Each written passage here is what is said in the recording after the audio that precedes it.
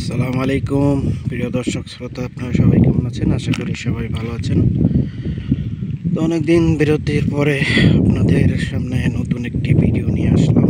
আশা করি ভিডিওটি দেখবেন, ভালো লাগলে অবশ্যই লাইক, কমেন্ট এবং শেয়ার করবেন এবং সাবস্ক্রাইব করতে ভুলবেন না। তো এই যে দেখতে পাচ্ছেন আমার সামনে, এইখানে আপনার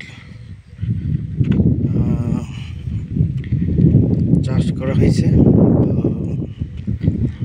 এই যে লোহার দিয়ে, তারপরে এই যে পলিথিন দিয়ে এভাবেই কাজ করে। এটা ইটালির কৃষি ক্ষেত্রে যেটা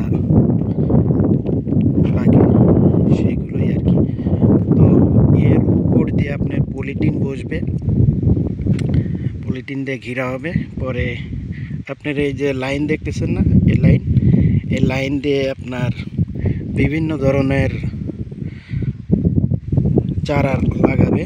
আপনার করলা হইতে পারে, লাউ হইতে পারে, মানে বিভিন্ন কৃষি যত কিছু আছে আমাদের এইগুলো আর কি এখানে লাগানো হবে। পরে এই সাইড দিয়ে, এই যে দেখতে পাচ্ছেন, এই সাইড দিয়ে আপনার সুতা টানানো হবে। তার উপরে মাচা সিস্টেম বা জানলা সিস্টেম করে দেওয়া হবে।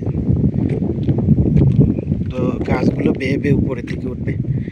আর ওইগুলো পরে এই যে রাস্তাটা দেখতেছেন, এই পাশ দিয়ে আপনার হাঁটবে, আর ওই দুই সাইড থেকে, এই সাইড থেকে এবং এই সাইড থেকে ছিঁড়বে।